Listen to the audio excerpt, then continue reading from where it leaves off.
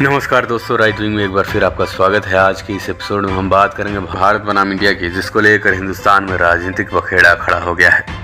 भारत, राजा भरत के नाम पर पड़ा देश का यह नाम वेद पुराणों में देखने सुनने को मिल जाता है, लेकिन इंडिया नाम अंग्रेजों की गुलामी की किताब के अलावा कहीं और देखने को नहीं मिलता।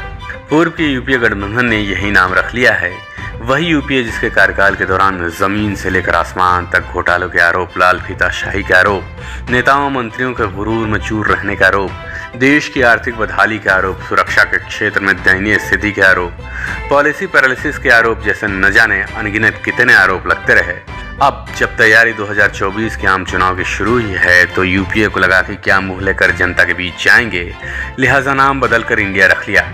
अब जब केंद्र की मोदी सरकार के नेतृत्व में देश की वैश्विक पहचान उसके मूल सनातन के साथ सांस्कृतिक मूल्यों के साथ हो रही है, तो सनातन देश का सनातन नाम भारत क्यों न रखा जाए। सनातन यानी जिसकी न शुरुआत हुई हो न जिसका अंत हो, वो सनातन है।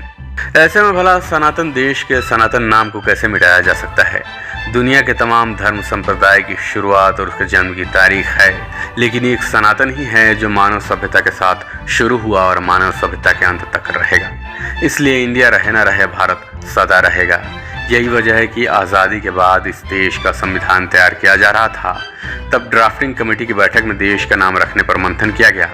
इस दौरान ड्राफ्टिंग कमेटी के सदस्य हरि विष्णु कामत ने सुझाव दिया कि देश का नाम भारत या इंडिया रखा जाए, जबकि कमेटी के दूसरे सदस्य सेठ गोविंद दास ने कहा कि देश का नाम सिर्फ भारत रखा जाए।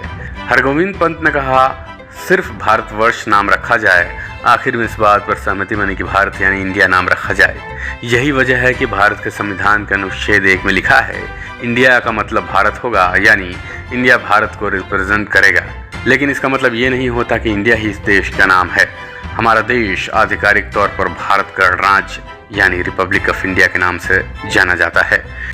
विष्णु पुराण में लिखा है, उत्तरम समुद्रस्य हिमाद्रेश्चैव दक्षिणम वर्ष तदा भारतम नाम भारती तत्र संतति, यानी जिसके उत्तर में हिमालय विराजमान है, जिसके दक्षिण में समुद्र स्थित है, उसी देश का नाम भारत है और यहाँ रहने वाले लोग भारतीय हैं।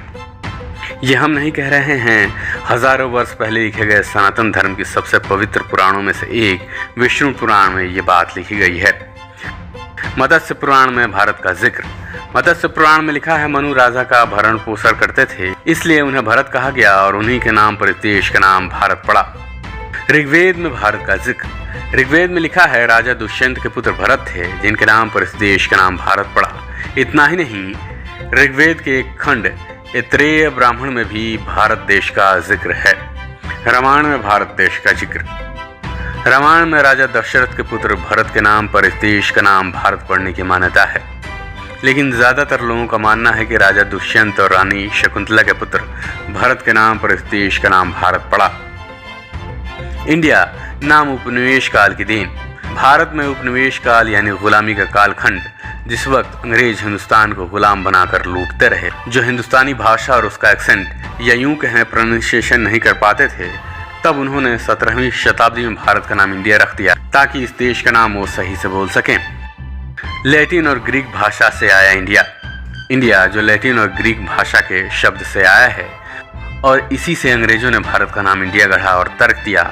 इंडस वैली सिविलाइजेशन से ये शब्द आया है। ये वही अंग्रेज हैं जो रविंद्रनाथ ठाकुर नहीं बोल पाए तो उनका नाम रविंद्रनाथ टैगोर कर दिया, बंदोपाध्याय नहीं बोल पाए तो बैनर्जी कर दिया, चट्टोपाध्याय नहीं बोल पाए तो चैटर्जी कर दिया। ऐसे ही भारत नहीं बोल पाए तो इंडिया बोल दिया।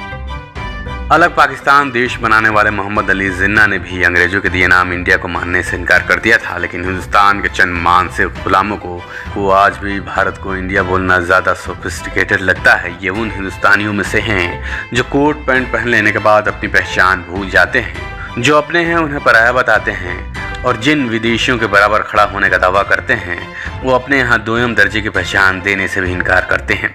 आज कुछ तथाकथित बुद्धिजीवी जो बौद्धिक फिदायन बन चुके हैं, सूट बूट पहनकर देश का नाम भारत का विरोध कर रहे हैं और इंडिया के पक्ष में दलील दे रहे हैं।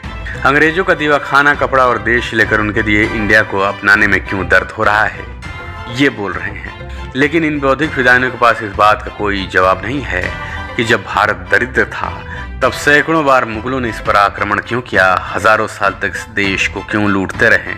जब भारत दरिद्र था तब क्या अंग्रेज यहाँ लंगर लगाने आए थे या खैरात बांटने आए थे। आप कहते हैं उनका दिया खाना और उनका दिया कपड़ा पहनकर उनके दिए नाम का विरोध कर रहे हैं, तो क्या उन्होंने हमें खाना दिया, कपड़ा दिया, रोजगार दिया, या हमारे ही देश में रहकर हमारे ऊपर शासन और अत्याचार की हदें पार की, हम ही को सैकड़ों वर्ष तक लूटते रहे। जिस सूट बूट और टाई को पहनकर अंग्रेजों के तलवे चाटने के लिए आप बेचैन हैं, क्या आपको मालूम नहीं कि अंग्रेज के पास खुद खाने के लिए अनाज नहीं थे, खेती करने के तरीके नहीं मालूम थे।